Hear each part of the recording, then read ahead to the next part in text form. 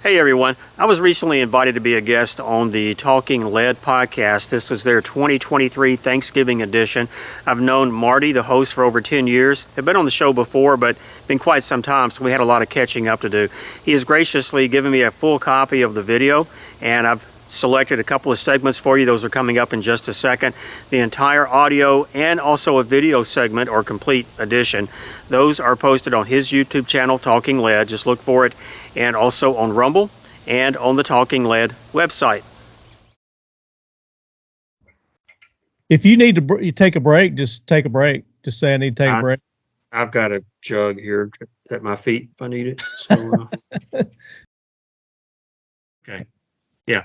Would supplement that. But I mean, oh my gosh, look at he's holding up a gun. So you told me to show and tell, right? Show and tell. I said bring your show and tell, baby. So I'm reviewing this. I'm working on it now, and it's just a matter of time to get it done. Hopefully by the end of the month. What is this? Yeah, what are you holding up? Yeah, this is. I don't want people to feel dangerous on the other side of the screen, right? So it's clear. So this is the 9mm Shield Plus. So the micro gun, the micro 9, micro anything is a real topic. I've had this for about 2 years. So I guess the joke here is a man walks into the Glock store for the first time. What does he do? He buys a Smith & Wesson Shield. So that's what I did. I'm sorry, Lenny, but that's what happened when they finally opened in Nashville. I walk in and I'm like the only person in there. It's like, the walk of shame, and didn't have any witnesses. But I bought a Smith & Wesson Shield.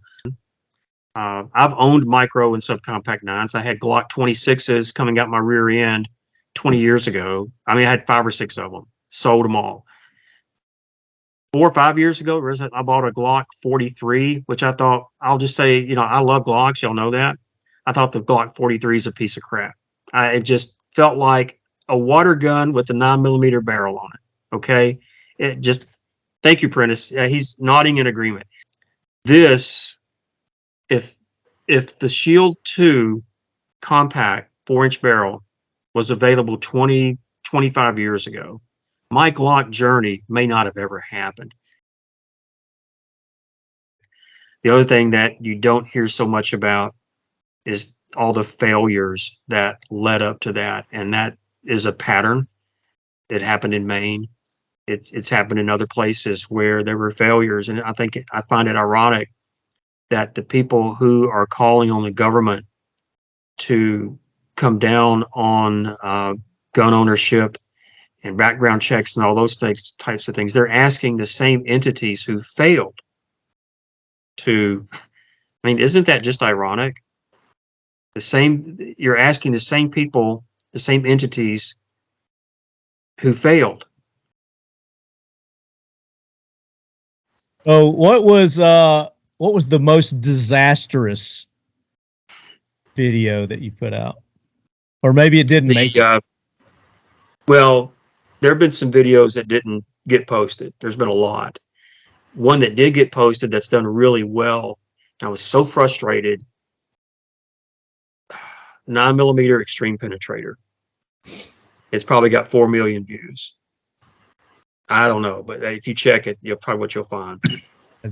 This was for ammo. So Lehigh was marketing this as self-defense ammo. This was the 115 grain extreme penetrator, and I'm not even sure it was plus P either way, but it ran pretty hot. So this is one of the first copper bullets that kind of made the mainstream in the gun media, whether it was print or websites or YouTube videos. So I bought a few boxes of it. There it is. What's it got? Holy crap! 4.6 million. Good grief! Check me on my dates. I think it was 2013 or 14. 8 years. That was frustrating in two respects. One, because it does penetrate. It went through everything, and for the time it takes to make a block and cure a block, I think I used SimTest. Gosh, look at that guy's hair. What year is that? So, that's like a Burt Reynolds type of hairstyle from what was that movie with Wahlberg? Anyway, It's the So, exact same hairdo you got right now. What are you talking about? well, I was waiting on that, and thank you for. So anyway, P-Man 301, does 10 millimeter actually hit with the force of a small nuclear warhead? yeah, it does. If you're loading your own, or double tap used to have good velocities. I don't know what they are these days. I think buffalo bore would be good, and I have a lot of experience with Underwood's 10 millimeter. Uh, I think 10 millimeter, and that's a caliber I got out of a few years ago. I got out of it for the second time in my life. I got out of it and then got back in, and I'm out. And I don't foresee going back. But there's so much utility there, especially if you're, getting ammo designed around what it was when the caliber first came out. As Jeff Cooper, there he is, as Jeff Cooper envisioned this in the Bren 10 and the Don Johnson Miami Vice and all that. That's what this caliber was about. Commercial loads from your big companies just fall way short. I think 180 is an incredibly 10 millimeter 180 running the high end of 40 caliber, but you're running, my gosh, what, 1200 feet per second with a 180. That's 20% greater velocity compared to commercial 40 180.